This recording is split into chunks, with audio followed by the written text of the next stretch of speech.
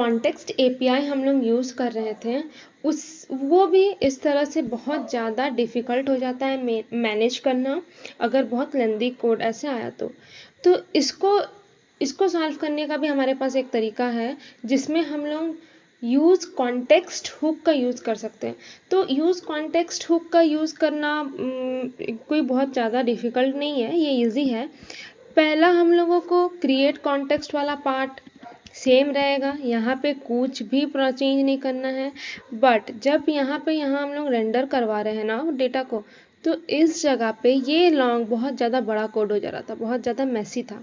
ठीक है, तो हम लोग इसको अवॉइड कर सकते हैं। इसको अवॉइड करने के लिए हमको क्या करना है, इम्पोर्ट करना है। ये प्रॉपर हम लोग इम्पोर्ट करेंगे, इसी में डेटा आ रहा है ना, तो हम लोग यहाँ पे इम्पोर्ट कॉन्टेक्स्ट use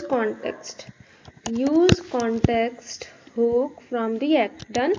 now अब use context जो है इसको हमको कॉल करना पड़ेगा, और कॉल करेंगे तो पास कर देंगे my data को। इसको एक वेरिएबल में असाइन कर देंगे, जैसे const data1 इक्वल टू ये। ठीक है, सेम कहाँ गलत जगह कर दिए हैं। ठीक है, सेम अब यहाँ पे डेटा 1 आया, वैसे एक मेरा डेटा 2 भी आ रहा है ना।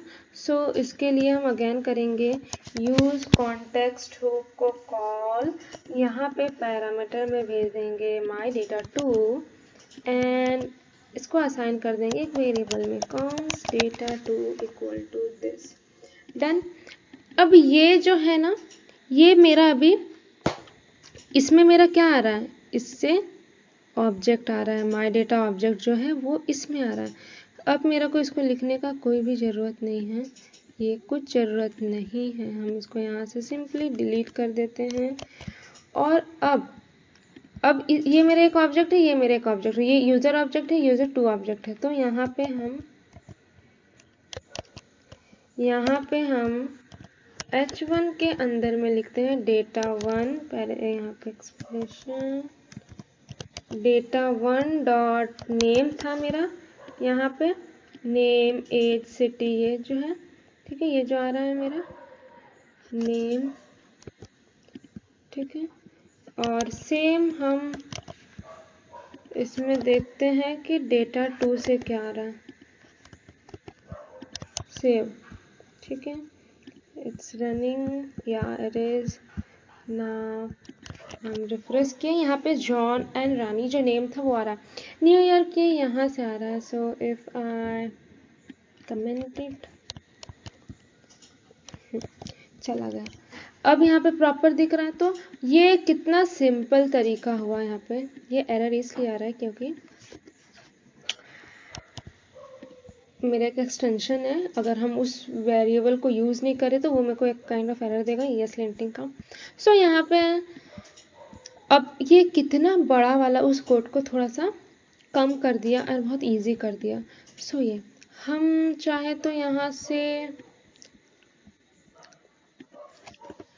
डायरेक्ट हम यहाँ पे जैसे कि कांस्ट थीम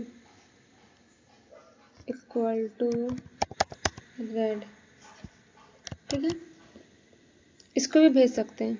तो इसके लिए इसको भेजना है मेरे को, तो हम क्या करेंगे, यहाँ पे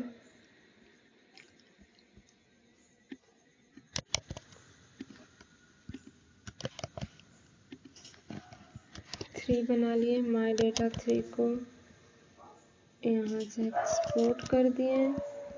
अब माई डेटा 3 के अंदर चाइल्ड होगा, माई डेटा 3 के अंदर चाइल्ड, ठीक है, यूज़र 3 डन, सॉरी यूज़र 3 नहीं, theme, what I am doing यार। ठीक है, थीम गया, थीम इज क्या is a string value in and value is red, और जो कि स्ट्रिंग है। So this I will receive it where I want to extract data. ठीक है, सेव कर लिए, and here what I will do, I will create one more variable data3 equal to use control my data.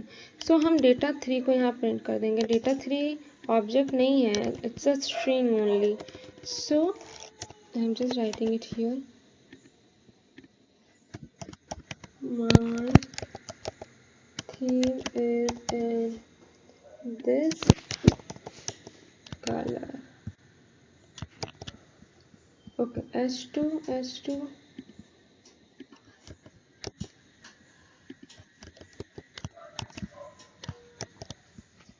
an error occurred in the h3 component. So what is the error? Let me check. Okay, my data3